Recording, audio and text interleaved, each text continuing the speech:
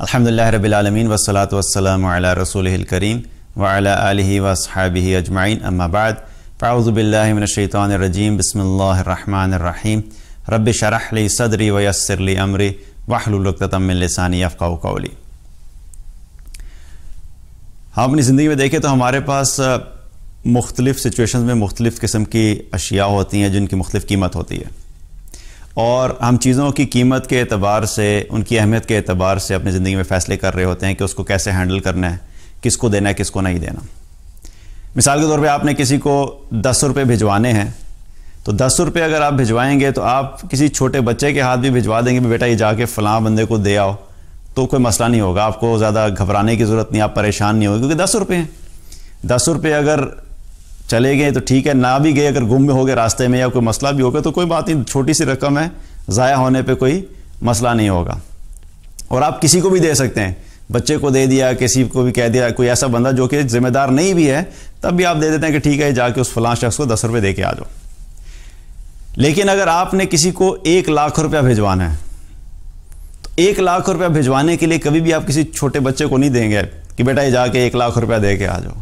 آپ کسی ایسے شخص کا انتخاب کریں گے جو ذمہ دار ہو، مضبوط ہو، جو کہ اس ذمہ داری کو سنبھال بھی سکے، اور جو رقم یہاں سے کسی تک پہنچانی ہے وہ ذمہ داری کے ساتھ وہاں تک پہنچ بھی جائے۔ تو آپ کسی خاص شخص کا انتخاب کریں گے جسٹ ٹو میک شور کہ جو کام دینا ہے وہ کام صحیح طریقے سے اپنے انجام کو پہنچے۔ اسی طریقے سے اللہ سبحانہ و تعالیٰ کی طرف سے جو سب سے اہم اور سب سے قیمتی چیز اس انسانیت کو دی گئی وہ ہے اللہ کا پیغام، اللہ کی وحی۔ اللہ کا پیغام جو تمام انسانوں کے لیے، جس میں یہ ساری انفارمیشن اویلیبل تھی، یہ ساری ڈیٹیلز اویلیبل تھیں کہ کامیاب اور ناکام ہونے کے کرائٹیریاز کیا ہیں، تمہیں دنیا میں بھیجا کس کام کے لیے، تمہارا مقصد زندگی کیا ہے، دنیا میں کس طریقے سے رہنا ہے، کیا کرنا ہے، کیا نہیں کرنا ہے، اگر دنیا میں کامیاب ہونا ہے تو کیا کرنا ہے، آخرت میں کامیاب ہونا ہے تو کیا کرنا ہے، اللہ کی رضا چاہیے تو کیا کرنا ہے، اپنے خالق کو پہچاننا ہے تو کیسے پہچاننا ہے، انبیاء علیہ السلام جو ہیں وہ ان سب کا کیا مقام ہے اور ان کی اتباع کرنی ہے۔ یہ ساری انفارمیشن ہمارے تک کہاں سے پہنچی؟ ایک وحی کے ذریعے سے پہنچی، اور یہ وحی اللہ سبحانہ تعالیٰ نے جب اس تمام انسانوں تک اس کا پیغام پہنچانا تھا تو اللہ سبحانہ تعالیٰ نے اپنے فرشتوں میں سے بھی سب سے افضل فرشتے کا انتخاب کیا، جبریل علیہ السلام کا۔ سب سے افضل فرشتے کا انتخاب کیا جبریل علیہ السلام کا۔ جب جبریل علیہ السلام کو اللہ نے چنا، اور پھر انسانوں میں سے بھی اللہ سبحانہ تعالیٰ نے ان تمام انسانوں میں سے سب سے افضل انسانوں کو چنا اور ان کو اپنے نبی اور رسول بنایا، تو انسانوں میں بھی افضل ترین انسان، اور پھر تمام افضل ترین انبیاء علیہ السلام میں بھی سب سے افضل نبی محمد رسول اللہ صلی اللہ علیہ وسلم کو چنا، اور اپنی سب سے افضل ترین کتاب قرآن کے لیے۔ تو اللہ سبحانہ تعالیٰ، اس سے کیا پتہ لگے؟ اللہ سبحانہ تعالیٰ لوگوں کو چنتا ہے اپنے اس کام کے لیے۔ اسی چیز کا ذکر اللہ تعالیٰ نے قرآن میں فرمایا، سورہ حج کی آیت ہے، آیت نمبر 75، جس میں اللہ سبحانہ تعالیٰ نے فرمایا اللہ یصطفی من الملائکۃ رسلا ومن الناس، اللہ یصطفی من الملائکۃ رسلا ومن الناس، اللہ سبحانہ تعالیٰ ملائکہ میں سے، فرشتوں میں سے بھی اور انسانوں میں سے بھی اپنے پیغمبروں کو، اپنے رسولوں کو چن لیتا ہے۔ تو یہ سلیکشن کون کر رہا ہے؟ اللہ سبحانہ تعالیٰ یہ سلیکشن کرتا ہے، یہ ایسے نہیں رینڈملی ہو جاتا۔ تو اللہ نے چنا فرشتوں میں سے، پھر اللہ سبحانہ تعالیٰ نے چنا انسانوں میں سے۔ اب انبیاء علیہ السلام کے بعد چونکہ یہ پیغام بڑا اہم ہے تو اس کو آگے پہنچانے کے لیے انبیاء علیہ السلام نے جب آگے پہنچایا تو ان انسانوں میں سے بھی اللہ نے خاص لوگوں کو چنا جو کہ انبیاء علیہ السلام کے حواری تھے، اور آپ صلی اللہ علیہ وسلم کے کیس میں آپ صلی اللہ علیہ وسلم کے صحابہ تھے رضوان اللہ علیہم اجمعین، تو یہ لوگ بھی خاص ہو گئے، ان کو بھی اللہ نے چنا۔ تو یہ ساری سلیکشن جو ہو رہی ہے، اس سلیکشن کے بارے میں اللہ نے قرآن میں کیا بتا دیا کہ فرشتوں کو چنا، انبیاء کو چنا، اور پھر صحابہ کو چنا، اور پھر صحابہ سے یہ پیغام ہم تک پہنچا مختلف واسطوں سے، تابعین، تبع تابعین، اور جنریشن آفٹر جنریشن یہ پیغام پہنچا۔ اب ایک تو چیز یہ ہے کہ اللہ سبحانہ تعالیٰ اپنے اس پیغام کو پہنچانے کے لیے کسی بھی سبب کا محتاج نہیں ہے۔ اگر اللہ سبحانہ بغیر اسباب کے بھی سب کو ہدایت دے سکتا ہے، اللہ تعالیٰ کن فیکون کہے تو سب کچھ ہو سکتا ہے، اللہ تعالیٰ ایک پل میں تمام لوگوں کو ہدایت دیتے، لیکن اللہ نے ایک نظام دیا، اللہ نے ایک سنت دی، ایک اسباب کو اپنایا تاکہ ہم تک یہ پیغام پہنچے کہ اللہ سبحانہ تعالیٰ کا جو دین ہے وہ بڑا قیمتی ہے، اور اس کو پہنچانے کے لیے اسباب کو اختیار کرنا ضروری ہے۔ اب انبیاء علیہ السلام میں جو سب سے آخری نبی ہے محمد رسول اللہ صلی اللہ علیہ وسلم، آپ صلی اللہ علیہ وسلم کے بعد نہ کوئی نبی ہے نہ کوئی رسول ہے، لا نبی بعدہ، تو یہ ذمہ داری پھر اللہ سبحانہ تعالیٰ نے کسی کو تو دی ہوگی کہ اس پیغام کو آگے پہنچانا. تو اس کے لیے بھی اللہ نے قرآن میں کیا فرمایا اس امت کے بارے میں، هو اجتباکم، فرشتے چنے، انبیاء چنے، صحابہ کرام چنے اور صحابہ کرام کے ساتھ ملا کے اس پوری امت کو چنا. هو اجتباکم، اللہ سبحانہ تعالیٰ فرمایا کہ میں نے تم لوگوں کو چنا ہے اس کام کے لیے. اب یہ کام کس کے لیے؟ ہم لوگوں کو اللہ نے چنا کہ اس کام کو ہم لوگوں نے آگے پہنچانا ہے. تو یہ کام جو ہے یہ اللہ سبحانہ تعالیٰ کی سلیکشن ہے، یہ اللہ کا کرم ہوتا ہے ایسے لوگوں پہ کہ جو اللہ سبحانہ تعالیٰ جن لوگوں کو چن لیتا ہے اپنے اس کام کے لیے. اب یہ کام جو ہے اس کام کو دین کی دعوت کے کام کو دین کو پہنچانے کو، یہ جو میسج پہنچانا ہے، یہ ایک ایسے ہی جیسے ایک سروس ہے. ہم جس طرح کسی آرگنائزیشن میں جاب کرتے ہیں تو کیا ہوتا ہے کہ ہماری خواہش ہوتی ہے کہ ہم سب سے اچھی آرگنائزیشن میں جاب کریں، اور سب سے اچھی آرگنائزیشن میں جاب کرنے کا مقصد کیا ہوتا ہے کہ جب ہم اپنے آپ کو اس آرگنائزیشن سے کنیکٹ کر لیں گے اور ہم اس میں جاب کریں گے تو ہمارا ایک پروفائل بن جائے گا، لوگوں کو جا کے بتائیں گے میں دنیا کی سب سے اچھی کمپنی میں جاب کرتا ہوں. آپ اپنے لنکڈ پروفائل کے اوپر ڈالیں گے، آپ اپنے فیس بک پہ شیئر کریں گے، اپنے خاندان والوں کو بتائیں گے میں سب سے اچھی کمپنی میں جاب کرتا ہوں. لیکن اگر آپ کسی چھوٹی سی کمپنی میں جاب کرتے ہیں جس کے بارے میں کسی کو پتہ بھی نہیں ہے، آپ اس سے پوچھیں گے کہ بھئی کیا کر رہے ہو، تو وہ کہے گا کہ الحمدللہ یار بس گزارا ہو رہا ہے. چھوٹی کمپنی کے بارے میں کوئی بھی جو ہے وہ شیئر بھی نہیں کرنا چاہتا اپنی ڈیٹیل. لیکن کوئی بڑی کمپنی ہو تو اس کو ہم فخر کے طور پہ جوائن بھی کرتے ہیں اور پوری دنیا کو بتا دیں بھی کہ دیکھو میں یہ کام کر رہا ہوں. اب سوچئے کہ یہ اتنا بڑا کام ہے اللہ کے دین کے پیغام کو پہنچانا، تو اللہ سبحانہ تعالیٰ نے جن لوگوں کو چنا ہے تو ان لوگوں کو بحیثیت انسان اس چیز پہ فخر کرنا چاہیے کہ اللہ کا بڑا کرم ہے کہ اللہ نے ہمیں اس کام کے لیے چن لیا ہے. فخر کی مراد میری یہ نہیں کہ تکبر کی بات کر رہا ہوں، میں تکبر کی بات نہیں کر رہا، لیکن اس کام کو کرنے میں ایک ایسی فیلنگ تو ہو کہ اللہ کا کرم ہے کہ اللہ نے ہمیں اس کام کے لیے چنا ہے. اللہ سبحانہ جب کہا ہے کہ میں نے تمہیں چنا ہے تو ہمیں اس ذمہ داری کو پورا کرتے ہوئے یہ نہیں سوچنا چاہیے کہ یار کیا ہر وقت لوگوں کو دین کی طرف بلاتے رہتے ہو، بلکہ اس چیز کے اوپر فخر محسوس ہونا چاہیے کہ اللہ سبحانہ تعالیٰ کا کرم ہے کہ اللہ نے ہمیں ان لوگوں میں شامل کیا ہے کہ ہم اللہ کے دین کے اس پیغام کو آگے لوگوں تک پہنچا رہے ہیں جس پیغام کو جبریل علیہ السلام لے کر آئے، جس پیغام کو رسول اللہ صلی اللہ علیہ وسلم نے پھیلایا، جس پیغام کو صحابہ کرام نے پھیلایا. آج اللہ سبحانہ تعالیٰ ہم سے وہ ذمہ داری لے رہا ہے، ہم سے وہ کام لے رہا ہے، تو ہمیں اس پہ اللہ کا شکر بھی ادا کرنا چاہیے اور we have to be proud about it. اس کام کو کرتے ہوئے اکثر لوگ کیا کرتے ہیں، وہ کہتے ہیں یار کریں گے، لوگ کہیں گے پتہ نہیں مولوی ہو گیا ہے. آج دیکھو دنیا کہاں پہنچ چکی ہے، لوگ ٹیکنالوجی کی باتیں کر رہے ہیں، لوگ مارس پہ جانے کی باتیں کر رہے ہیں، لوگ نئی ڈیولپمنٹس جو ہو رہی ہیں اس پہ کام کر رہے ہیں، اکانومیز کو کیسے بہتر کر رہے ہیں اس پہ کام کر رہے ہیں. لیکن تم لوگ جو ہے آج بھی بیٹھے بات کر رہے ہو، قرآن و سنت کی باتیں کر رہے ہو. تو اگر میں یہ باتیں کروں گا تو لوگ کہیں گے یار یہ پتہ نہیں آکورڈ قسم کا بندہ ہے، بڑا آؤٹ ڈیٹڈ بندہ ہے، تو بہتر ہے میں بھی انہی چیزوں کی باتیں کرنا شروع کر دوں. تو اگر اللہ سبحانہ تعالیٰ نے آپ کو دین کے کام کے لیے چنا ہے تو you have to be proud about it. الحمدللہ اللہ کا بڑا کرم ہے کہ اللہ نے ہمیں اس کام کے لیے چنا ہے جس کام کے بارے میں اللہ نے کہا تھا میں اپنے خاص بندوں کو چنتا ہوں. آپ یہ سوچئے کہ جو رسپانسبلٹی ہے، اب یہ رسپانسبلٹی اللہ نے جو دی ہے، یہ چننے کے بعد اللہ نے ہمیں قرآن میں اس کے بارے میں بتایا کنتم خیر امۃ اخرجت للناس، تم بہترین امت ہو جو لوگوں کی طرف بھیجے گئے ہو. اب کیا ہے کہ جب کمپنی جوائن کرتے ہیں، جو بھی آپ کمپنی جوائن کرتے ہیں تو آپ کسی ایک خاص پوزیشن کے لیے جوائن کرتے ہیں. آپ سیلز مینیجر ہیں، فائنانس مینیجر ہیں، اکاؤنٹس مینیجر ہیں، ہیومن ریسورس مینیجر ہیں، مارکیٹنگ مینیجر ہیں، آپ کسی ایک پوزیشن کو جوائن کرتے ہیں. اب آپ جو بھی پوزیشن جوائن کرتے ہیں اس پوزیشن کی کچھ جاب رسپانسبلٹیز ہوتی ہیں، جاب ڈسکرپشن ہوتی ہے کہ بھئی آپ اگر سیلز مینیجر ہیں تو یہ 10 کام ہیں جن کو آپ نے پورا کرنا ہے. اب آپ نے وہ پوزیشن لے لی، اب آگے آپ نے کمپنی جوائن کر لی، لیکن وہ جو کام آپ کو دیے گئے ہیں وہ آپ کو پتہ ہی نہیں آپ نے کیا کرنا ہے، تو it won't make any sense کہ بھئی میں نے ٹھیک ہے میں نے کمپنی جوائن کی، مجھے بتایا تو مجھے کرنا کیا ہے. اسی طریقے سے اگر آپ کو بتا دیا جائے کہ آپ کے یہ 10 کام ہیں اور آپ وہ 10 کام نہیں کریں گے تو تب کیا ہوگا؟ اب کچھ عرصے کے بعد کمپنی آپ کو فائر کر دے گی، آپ کو باہر نکال دے گی، کیونکہ آپ کو ہم نے ایک خاص ذمہ داری دی تھی. اگر آپ وہ فلفل نہیں کر رہے ہیں تو اس کمپنی کو آپ کی ضرورت نہیں ہے. اسی طریقے سے اللہ سبحانہ تعالیٰ نے جب یہ کہا کنتم خیر امۃ اخرجت للناس، تم بہترین امت ہو جو لوگوں کی طرف بھیجے گئے ہو نا. تو اگلا سوال ہے کہ یا اللہ بھیجے کس لیے گئے؟ ہمارا کام کیا، ہم نے کرنا کیا ہے؟ کیا ہم جا کے لوگوں کو بتائیں کہ اچھا اپنا بزنس کیسے اسٹیبلش کرنا ہے؟ اچھا جا کے ہم یہ بتائیں کہ اپنی جاب کے اندر اچھا پرفارم کیسے کرنا ہے؟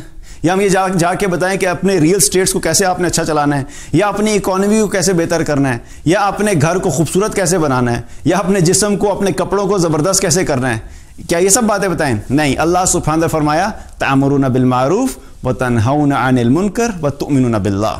تم اس لیے بہترین ہو کہ تمہیں جو جاب ڈسکرپشن دی گئی ہے کہ تم نے لوگوں کو اچھائی کی طرف بلانا ہے اور برائی سے روکنا ہے، اور تم اللہ پہ ایمان رکھتے ہو. یہ کام اللہ نے جو ہمیں دیا اور جو چنا ہے اللہ نے، وَاجْتَبَاكُمْ، چننے کا مقصد اللہ نے اس لیے کیا ہے کہ تمہیں ایک کام دیا گیا ہے، ایک جاب رسپانسبلٹی ہے، تم نے لوگوں تک پیغام پہنچانا ہے. اگر تم وہ جاب رسپانسبلٹی پوری نہیں کرو گے تو تم اللہ کی نظر میں بہترین امت نہیں رہو گے، اور تم ان چنے ہوئے لوگوں میں سے نہیں ہو. اور سو بیسیکلی ہم کیا سوچتے ہیں کہ قیامت کے دن بھی ہم کیا کہتے ہیں کہ اللہ سبحانہ تعالیٰ قیامت کے دن انسانوں کو انہی لوگوں کے ساتھ اٹھائے گا جن کے ساتھ وہ محبت کرتا ہوگا، جن کے ساتھ وہ محبت کرتا ہوگا.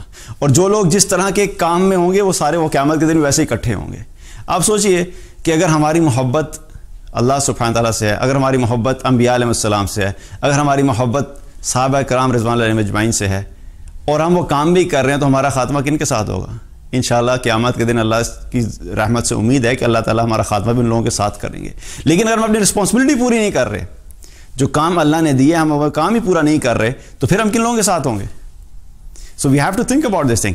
تو یہ جو دین کی دعوت کا کام ہے، یہ رسپانسبلٹی اللہ نے ہر مسلمان کو دی ہے، اور یہ اصل میں جو ہمارا کام ہے، دا پرپس جس کے لیے اللہ نے ہمیں اس دنیا میں بھیجا، وہ یہی کام تھا. اس امت کو اللہ نے کیا میں نکالا اس کام کے لیے. اگر ہم کام نہیں کریں گے تو ہم اللہ کی نظر میں اچھے اور بہترین امت نہیں رہیں گے. اب اس کام کو کرنے کے لیے ظاہر ہے اس کام کا کوئی فائدہ تو ہوگا. جب بھی کوئی آرگنائزیشن ہم جوائن کرتے ہیں تو اس کا کوئی بینیفٹ ہوتا ہے. ہم کہتے ہیں ہم آپ کے 9 to 5 جاب کریں گے، اور 9 to 5 جاب میں کرنے کے بعد کمپنی ہمیں 1 مہینے کے بعد ایک سرٹن سیلری دیتی ہے. ٹھیک ہے، there's a return to it. اسی طریقے سے اللہ سبحانہ تعالیٰ نے جب ہمیں اس کام کے لیے چنا تو ظاہر ہے اس کا بھی فائدہ ہوگا. اللہ تعالیٰ آخرت میں ہمیں اس کا بہت بڑا اجر عطا فرمائیں گے.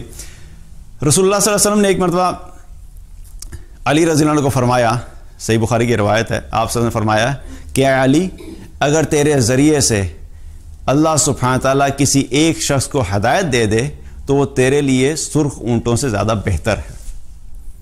اب اس کا مطلب کیا ہے؟ Just think. اب کئی دفعہ ہوتا ہے کہ ہم جب حدیث سنتے ہیں ہم اس کو اپنی دنیا کے ساتھ کو ریلیٹ نہیں کر پاتے کہ ریالٹی اس کا مقصد کیا ہے. اس کا ایگزامپل آپ کو دیتا ہوں. آپ سوچئے ایک شخص ہے زندگی میں جس کی خواہش ہے اور اس کا ٹارگٹ ہے کہ میں نے BMW خریدنی ہے، میں نے BMW لینی ہے. اس کی زندگی کا مقصد ہے کہ میں نے BMW لینی ہے.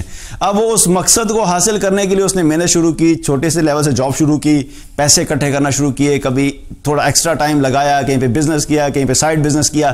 اکٹھے کرتے کرتے اس نے اپنی ساری زندگی لگا دی، اور زندگی کے 30-40 سال محنت کرنے کے بعد ایک سٹیج آئی کہ وہ اس کے پاس اتنے پیسے ہوئے اس نے BMW لے لی. ٹھیک ہے، اچیومنٹ ہے اس کی اپنی پرسنل لائف میں، ایک اچیومنٹ. اس نے ایک ٹارگٹ رکھا تو اس کا پورا ہو گیا. 40-45 سال کی محنت کے بعد اس نے BMW لے لی. دوسری طرف وہ شخص ہے جو لوگوں کو اللہ کے دین کی طرف بلا رہا ہے، اللہ کے دین کی طرف بلا رہا ہے، لوگوں کو کہہ رہا ہے کہ دیکھو اللہ کی بندگی کرو، اللہ کے دین پہ آ جاؤ، تم دنیا میں بھی کامیاب ہوگے، آخرت میں بھی کامیاب ہوگے. اور وہ مستقل محنت کیے جا رہا ہے. اور وہ محنت کرتے کرتے کیا ہوا کہ اس کے ذریعے سے اس نے جب لوگوں کو بتایا تو اللہ سبحانہ تعالیٰ نے کچھ لوگوں کو ہدایت دے دی، یا کسی ایک شخص کو ہدایت دے دی. اب جب اس کے کہنے کی وجہ سے ایک شخص کو ہدایت مل گئی، ایک طرف BMW ہے جس نے محنت کی، اپنی ساری زندگی BMW حاصل کرنے میں لگائی. دوسرے شخص نے اپنی ساری زندگی اللہ کے دین کی طرف دعوت میں اور اللہ کے دین کی طرف بلانے میں لگائی.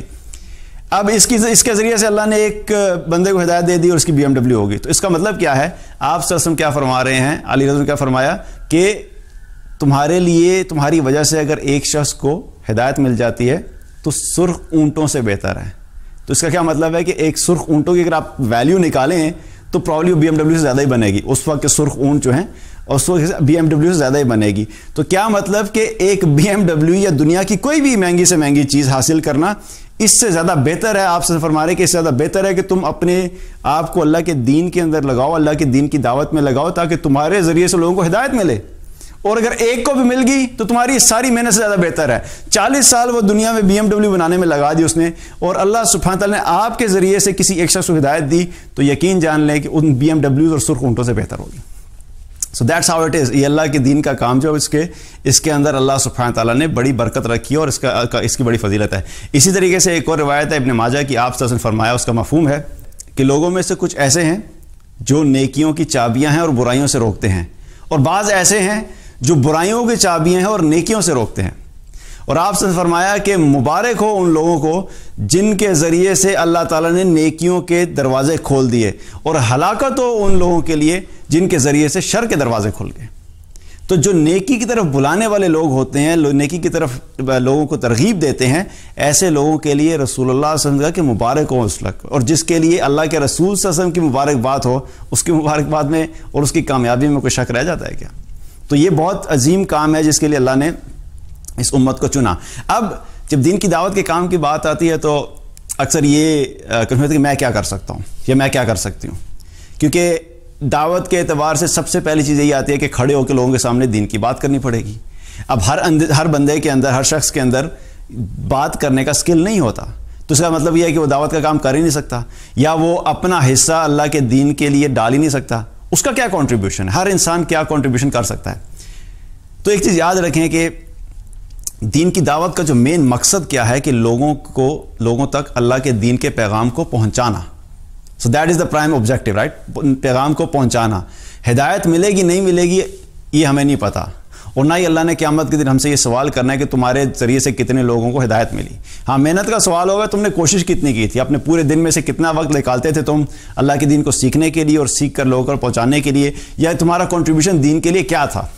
اب ایک تو یہ ہے کہ میں آپ کے سامنے کھڑا ہو کے بات کر رہا ہوں, یہ بھی ایک دین کی دعوت ہے, میں اپنی زبان سے دعوت دے رہا ہوں. کچھ لوگ ایسے ہوتے ہیں جو اچھا بول نہیں سکتے, تو اس کا مطلب کیا ہے کہ آپ دین کی دعوت کا کام نہیں کرتے. عین ممکن ہے کہ وہ شخص جو اچھا بول نہیں سکتا وہ لکھنے میں اچھا ہو. سو سب سے امپورٹنٹ چیز کیا ہے کہ آپ کو اپنی زندگی میں اور اپنی ذات میں یہ ڈھونڈنا ہے کہ اللہ نے آپ کو کیا سکل دیا ہے, کیونکہ ہر ایک کو اللہ نے کوئی نہ کوئی سکل دیا ہوتا ہے, اور وہ ایک سے دوسرے سے یونیک ہو سکتا ہے, وہ الگ ہو سکتا ہے. ہر ایک شخص اگر بولنا شروع کر دے تو لکھے گا کون؟ سارے لکھنا شروع کر دیں تو بولے گا کون؟ اگر سارے لکھنا اور بولنا شروع کر دیں, پہنچانے کا کوئی ذریعہ نہیں ہے تو پہنچائے گا کیسے؟ یہاں پہ ایگزامپل لے لیں, اگر آپ ریکارڈنگ نہیں کریں تو میں سارا بولتا رہوں لیکن ریکارڈ نہیں ہوگا تو بہت سارے لوگوں کا پیغام نہیں پہنچے گا. تو اس کا مطلب یہ نہیں ہے کہ اب جس نے ریکارڈ کیا تو اس کی کنٹریبیوشن نہیں ہے. جو شخص ریکارڈ کر رہا ہے, اس کی ایڈیٹنگ کر رہا ہے, اس کا اپنا کنٹریبیوشن ہے. اس لیے ہمیں اپنی زندگی میں یہ ڈھونڈنا ہے کہ ہمارے کنٹریبیوشنس کیا ہیں. اور صحابہ کی ایگزامپلس میں بھی ہم دیکھیں تو سبحان اللہ, صحابہ کی زندگیوں میں ہمیں اس کی بڑی ریئل ایگزامپلس ملتی ہیں. جب دین کی دعوت کا کام ہو رہا تھا, آپ صلی اللہ علیہ وسلم کو نبوت ملی, آپ صلی اللہ علیہ وسلم نے لوگوں کو دین کی طرف بلانا شروع کیا. شروع میں چند صحابہ جو ہیں وہ ایمان لے آئے, ابوبکر رضی اللہ عنہ, عثمان رضی اللہ عنہ, علی رضی اللہ عنہ, یہ سب ایمان لے آئے, عبد الرحمن بن عوف. اب جب یہ ایمان لے آئے تو ظاہر ہے ہر ایک نے اپنا اپنا کنٹریبیوشن کرنا شروع کیا. پہلی سچویشن یہ ہوئی کہ کیا تھا کہ ایک جگہ چاہیے تھی, کیونکہ مسلمان کھلم کھلا عبادت نہیں کر سکتے تھے اور دین کی بات بھی نہیں کرتے. آپ صلی اللہ علیہ وسلم نے لوگوں کو تعلیم دینی تھی اسلام کی, اس کے لیے کھلم کھلا بیٹھ کے وہاں پہ تعلیم بھی نہیں دی جا سکتی تھی. تو کوئی ایک جگہ چاہیے تھی جہاں پہ شروع میں لوگوں کو اکٹھا کیا جائے, اور جو رسول اللہ صلی اللہ علیہ وسلم کو وحی آتی تھی اور جو دین کی تعلیمات تھیں, آپ صلی اللہ علیہ وسلم نے وہ تعلیمات دینی ہوتی تھیں. تو اس کے لیے کیا ہوا, اس کے لیے ایک جگہ چاہیے تھی. تو ارقم رضی اللہ عنہ نے اپنا گھر پیش کیا کہ وہاں پر لوگوں کو اکٹھا کیا جائے, اور وہ گھر جو ہے وہ دار ارقم کے نام سے مشہور ہوا. تو یہاں پر اب کیا ہوا کہ اس وقت ان کی رسپانسبلٹی اور اس وقت ان کی کنٹریبیوشن کیا ہے, انہوں نے اپنا گھر پیش کیا اللہ کے دین کی دعوت کے لیے. حالانکہ بات کون کر رہے ہیں؟ رسول اللہ صلی اللہ علیہ وسلم. لیکن اس بات کو پہنچانے کے لیے جگہ چاہیے, تو کیا ہوا, ارقم رضی اللہ نے اپنی جگہ دی, تو وہ ان کا کنٹریبیوشن ہو گیا. اسی طریقے سے جب ہجرت کا وقت آیا, اور یہ جو ہجرت بھی تھی یہ کس لیے تھی؟ اللہ کے دین کے لیے تھی, اور آگے جا کے اللہ کے دین کو پہنچانا تھا, اپنے دین کو پروٹیکٹ کرنا, اپنے ایمان کو پروٹیکٹ کرنا, اور پھر اس کو آگے پہنچانا. ظاہر ہے یہ پروٹیکٹ ہوگا تو لوگوں تک پہنچے گا, اگر یہ دین ہی باقی نہ رہتا تو آگے کیسے پہنچتا؟ تو ہجرت جب کی تو اس کے لیے آپ صلی اللہ علیہ وسلم کو اونٹنی کی سواری کی ضرورت تھی. ابوبکر رضی اللہ عنہ نے سواری کا ارینجمنٹ کیا, اور وہ کیا کہ رسول اللہ صلی اللہ علیہ وسلم نے جس پہ ہجرت کی وہ اونٹنی جو تھی وہ ابوبکر رضی اللہ عنہ نے دی تھی. اسی طریقے سے جب ہم دیکھتے ہیں کہ مسلمان مدینہ جب پہنچے, تو مسلمان جب مدینہ پہنچے تو وہاں پر پہنچنے کے بعد ایک دم سے کیا ہوا کہ مہاجرین بھی تھے پہنچ گئے اور انصار بھی وہاں موجود تھے. تو پانی کی قلت ہوگی, پانی کا مسئلہ بن گیا, اور وہاں پر صرف ایک یا دو چند ہی کنویں تھے, جن میں سے ایک دو قریب کنویں تھے جہاں سے پینے کا پانی میسر تھا.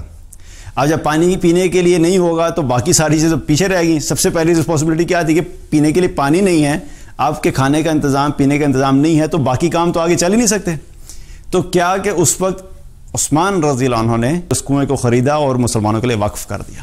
اب یہ کیا ہے عثمان رضی اللہ عنہ کا فائنینشیل کنٹریبیوشن, اپنے مال کے ذریعے سے اللہ کے دین کو پھیلانے کے لیے انہوں نے کنٹریبیوٹ کیا. اسی طریقے سے جب غزوہ تبوک کا وقت آیا تو غزوہ تبوک میں اس وقت کیا ضرورت تھی؟ اس وقت کنویں کی ضرورت نہیں تھی, اس وقت پانی کی ضرورت نہیں تھی, اس وقت سواریوں کی ضرورت تھی. مسلمان جو جتنے بھی صحابہ تھے انہوں نے جب جانا تھا اس میں مینلی سواریوں کی ضرورت تھی اور مال کی ضرورت تھی. تو عثمان رضی اللہ عنہ نے اس وقت 1000 سواریوں کا ارینجمنٹ کیا, 960 اونٹ اور 40 گھوڑے, رائٹ, 1000. تو اور ساتھ ساتھ 10,000 درہم کا بھی انتظام کیا اور غزوہ تبوک میں عثمان رضی اللہ عنہ نے دیا. اور عثمان رضی اللہ عنہ نے جب غزوہ تبوک میں یہ مال آپ صلی اللہ علیہ وسلم کو جب دیا تو رسول اللہ صلی اللہ علیہ وسلم نے فرمایا کہ آج کے بعد عثمان کا کوئی عمل اس کو نقصان نہیں پہنچا سکتا. تو یہ کنٹریبیوشن کیا ہو رہی ہے؟ اگین مال کے ذریعے سے دین کی محنت کی جا رہی ہے. اسی طریقے سے مصعب بن عمیر رضی اللہ عنہ جب ایمان لائے, اس سے پہلے مالدار تھے, مسلمان ہونے سے پہلے مالدار تھے کیونکہ ایک مالدار گھرانے سے تعلق رکھتے تھے, اور ان کا جو اسکل تھا وہ کیا تھا؟ وہ بات بڑی زبردست کرتے تھے, بات بہت اچھی کرتے تھے. جب دین میں آئے تو آپ صلی اللہ علیہ وسلم نے ان کو کیا ذمہ داری دی؟ اس وقت مکہ میں موجود تھے جب آپ نے ان کو مدینہ کی طرف بھیجا کہ جا کے لوگوں کو وہاں پر دین کی دعوت دو, ایک ایمبیسیڈر کے طور پہ, کیونکہ ان کا اسکل کیا تھا؟ وہ بات بہت اچھی کیا کرتے تھے, اور ان کے ذریعے سے اللہ سبحانہ تعالیٰ نے بہت سے جلیل القدر صحابہ کو ایمان عطا فرمایا. اسی طریقے سے اگر ہم دیکھیں ابو ہریرہ رضی اللہ عنہ, سب سے زیادہ احادیث جو ہم تک پہنچی ہیں وہ ابو ہریرہ رضی اللہ عنہ کے ذریعے سے پہنچی ہیں. اور ابو ہریرہ رضی اللہ عنہ نے اپنی زندگی کے 3.5-4 سال اصحاب صفہ کے ساتھ گزارے. اصحاب صفہ وہ لوگ تھے جو مسجد نبوی میں آپ صلی اللہ علیہ وسلم کی صحبت میں ہر وقت رہتے تھے اور وہیں پہ رہتے تھے, وہیں کھاتے تھے اور وہ وہیں پر سب سیکھتے تھے. ان لوگوں کے ساتھ ابو ہریرہ رضی اللہ عنہ نے اپنے 3.5-4 سال زندگی گزارے. اور جب ظاہر ہے وہاں پر وہ رہ رہے تھے تو وہاں پہ جو لوگ تھے ان کے کھانے کا بندوبست, ان کے رہنے کا بندوبست, ان کے پینے کا بندوبست, تو کچھ تو چاہیے تھا. وہ ایسے تو نہیں زندہ تھے, ظاہر ہے ان کی سب چیزیں, ان کی ریکوائرمنٹ, وہ بھی انسان تھے, ان کی ریکوائرمنٹس تھیں. تو کسی نے تو ان ضروریات کا خیال رکھا, اس جگہ کا کیا تاکہ لوگوں نے علم سیکھا. اور ابو ہریرہ رضی اللہ عنہ سوچئے کہ اگر وہاں پہ 3.5-4 سال وہ بھی اگر اپنی دنیا کمانے میں لگ جاتے کہ بھئی میری ذمہ داری ہے, میں نے کھانا پینا, جو کہ ہے فیکٹ ہے. اب اس کا مطلب یہ نہیں ہے کہ جب دین کی دعوت کا کام کرنا ہے تو باقی سارے کام چھوڑ دینے ہیں, لیکن میں صرف بتانا یہ چاہ رہا ہوں کہ ہر طرح سے مختلف طریقے سے لوگوں نے اپنے حصے ڈالے دین میں. اور ابو ہریرہ نے اپنی زندگی کے 3.5-4 سال قربان کیے. انہوں نے اپنی دنیاوی زندگی کو اور دنیاوی ضروریات کو بالکل ہی زیرو کر دیا, اور اس کے نتیجے میں انہوں نے کیا کیا کہ 4 سال جو احادیث سیکھی, آج وہ احادیث ہم تک پہنچی ہیں. اگر وہ یہ کام نہ کرتے, ٹھیک ہے اللہ اسباب بنانے والا, اللہ شاید اور کوئی سبب بنا دیتا ہے, لیکن اللہ سبحانہ نے اسباب کے ذریعے سے بھی ہم تک یہ میسج پہنچا رہا ہے کہ ہر انسان نے اپنا کنٹریبیوشن کرنا ہے, اور اس کنٹریبیوشن میں قربانی دینی پڑتی ہے. کبھی آپ کو اپنے وقت کی قربانی دینی پڑتی ہے, کبھی اپنے مال کی قربانی دینی پڑتی ہے, کبھی آپ کو اپنے گھر کی قربانی دینی پڑتی ہے, کبھی اپنی آرام اور آسائشوں کی قربانی دینی پڑتی ہے کہ لوگوں کو اکٹھا کرنا ہے. ظاہر ہے آپ کی زندگی میں جب آپ کسی بھی سیشن کو کریں گے تو آپ کی روٹین ڈسٹرب ہو جاتی ہے. آپ کی روٹین ویسے تو نہیں رہتی نا جیسے عام گزر رہی ہوتی ہے. آپ کے گھر میں کچھ آئے لوگ, انہوں نے دین سیکھا, ان کے کھانے پینے کا ارینجمنٹ ہے, تو یہ ایک کیا ہوتا ہے کہ آپ کی زندگی سے اور روٹین سے ہٹ کے چیز ہوتی ہے, یہ بھی قربانی ہے, تو یہ بھی کنٹریبیوشن ہے. تو ہر انسان اپنے اپنے طریقے سے کنٹریبیوشن کرتا ہے. اب کوئی شخص یہ کہ اسی طریقے سے اگر ہم دیکھیں کہ عبداللہ ابن عباس رضی اللہ عنہ وہ علماء صحابہ میں سے تھے, انہوں نے بھی اپنی زندگی دین کو سیکھنے کے لیے لگائی. اب ان کا کوئی شخص ہے کہ نہیں میں چونکہ عالم بننا چاہتا ہوں تو میں باقی کام نہیں کر سکتا, تو اچھی بات ہے, بنے, کوئی بات نہیں ہے, لیکن کسی نے تو باقی کام سنبھالنے ہیں. خالد بن ولید رضی اللہ عنہ جو تھے عالم نہیں تھے, لیکن کیا خالد بن ولید رضی اللہ عنہ کا اسلام میں کوئی کنٹریبیوشن نہیں ہے؟ اسی طریقے سے حسان بن ثابت رضی اللہ عنہ وہ کون تھے؟ وہ آپ صلی اللہ علیہ وسلم کے آفیشیل پوئٹ تھے, وہ شاعر تھے. ان کا کام کیا ہوتا تھا کہ جب بھی کفار اور مشرکین آپ صلی اللہ علیہ وسلم کے بارے میں کوئی غلط اشعار کہتے تھے تو ان کا جواب حسان بن ثابت رضی اللہ عنہ دیا کرتے تھے. آپ صلی اللہ علیہ وسلم ان سے کہا کرتے تھے کہ حسان اس کا جواب دو, جبریل تمہاری مدد کرے گا. ان کی رسپانسبلٹی کیا تھی کہ ان کو ان کے غلط باتوں کا اور اشعار کا جواب دینا. اسی طریقے سے جب آج اگر کوئی بھی اسلام کے بارے میں کوئی غلط بات کرے گا تو مسلمانوں میں سے کسی نے تو اس کو رسپونڈ کرنا ہے. تو یہ ساری جو ہیں دین کے اندر کام کرنے کے لیے اللہ سبحانہ تعالیٰ نے بہت سارے راستے رکھے ہوئے ہیں.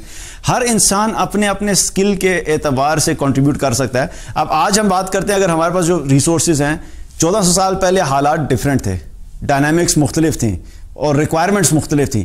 آج 1400 سال کے بعد آج جہاں پہ ہم کھڑے ہوئے ہیں, آج اسلام کو پھیلانے کے طریقے, ریکوائرمنٹس, ڈائنامکس جو ہیں وہ مختلف ہو چکی ہیں.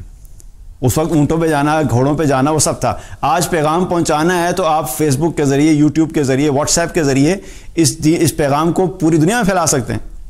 لیکن کیا ہم واقعی اپنے اس وقت کو یوٹیلائز کر رہے ہیں کہ کسی طریقے سے ہم اللہ کے اس دین کو اپنے اپنے سوشل سرکل میں پہنچا دیں؟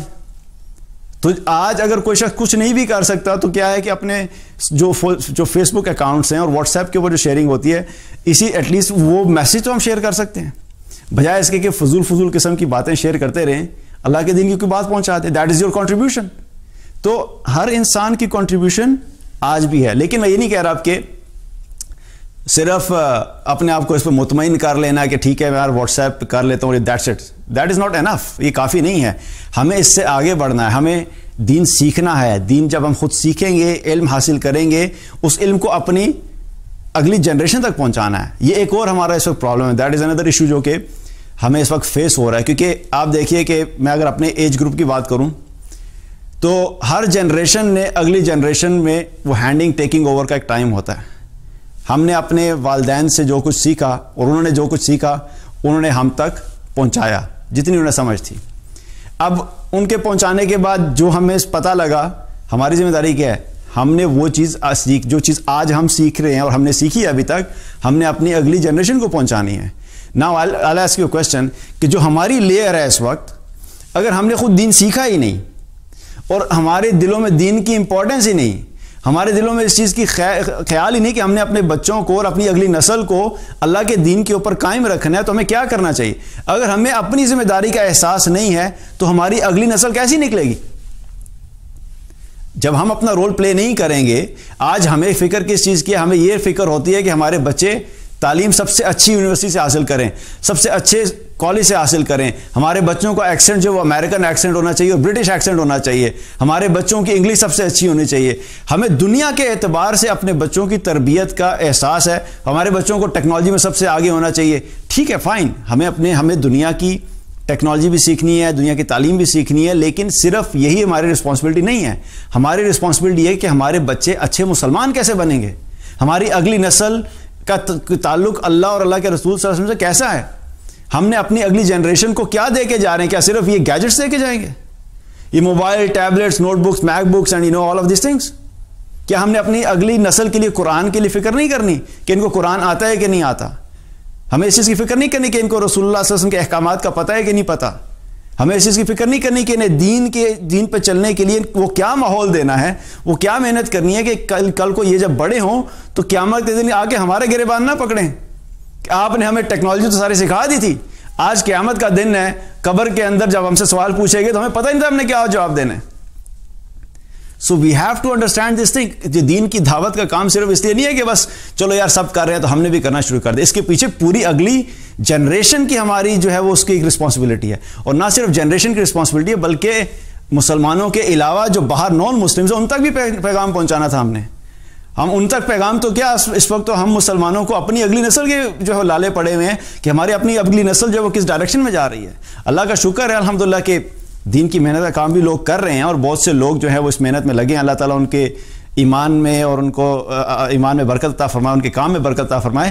لیکن دیٹ از ناٹ انف. بہت زیادہ لوگ نہیں ہیں. کتنے لوگ ہیں جو اللہ کے دین کے لیے کر رہے ہیں؟ سو ہمیں یہ فکر کرنی ہے کہ ہم اپنا کنٹریبیوشن کیسے کریں, اور ہم نے اپنی اگلی نسل کو, کیونکہ یہ دین کی دعوت کا پیغام اگلی نسل تک ٹرانسفر ہوتا ہے, خود اگر نہیں کریں گے تو آگے کیسے پہنچے گا؟ تو اس لیے مقصد بتانے کا یہ ہے کہ ہمیں اپنی زندگیوں میں وہ راستے ڈھونڈنے ہیں کہ ہم کس کس طریقے سے اللہ کے دین کی محنت کر سکتے ہیں. جو لوگ اللہ کے دین کے لیے محنت کر رہے ہیں اور آپ کو نظر آتا ہے کہ وہ سنسیئر ہیں, ان کے ساتھ ملیں, ان کے ساتھ جڑیں, ان سے فائدہ حاصل کریں, اور اپنی سروسز آپ جو دے سکتے ہیں ان کو کہ میں یہ کر سکتا ہوں, میں یہ کر سکتا ہوں, میں یہ کر سکتا ہوں. فار ایگزامپل میں چھوٹی سی ایگزامپل دیتا ہوں کہ جب ریکارڈنگز ہوتی ہیں اس کے لیے کوئی شخص کہتا ہے میں تھمبنیل ڈیزائننگ کر سکتا ہوں, فائن, دیٹس ہز کنٹریبیوشن, اس نے اپنا کنٹریبیوشن کر لیا. تو اپنی زندگی میں اپنے اسکل کے حساب سے فائنڈ دا ویز, کیا کر سکتے ہیں, اور اپنا کنٹریبیوشن کریں، کیونکہ انشاءاللہ قیامت کے دن جب ہم اس ذمہ داری کو فلفل کر کے جائیں گے تو کم از کم اللہ کے سامنے کھڑے ہو کے بتا تو سکیں گے کہ اللہ ہم نے کوشش کی تھی، نتائج ہمارے ہاتھ میں نہیں تھے لیکن ہم نے کوشش کی تھی۔ تو اسی چیز کو انشاءاللہ فوکس کر کے اللہ تعالیٰ ہم سب کو اپنے دین کے لیے قبول کرے، اللہ تعالیٰ ہم سب کو اپنے دین کی محنت کے لیے فکر عطا فرمائے، اور ہم سے وہ کام لے کے قیامت کے دن اللہ تعالیٰ ہم سب سے راضی ہو۔ السلام علیکم و رحمۃ اللہ وبرکاتہ۔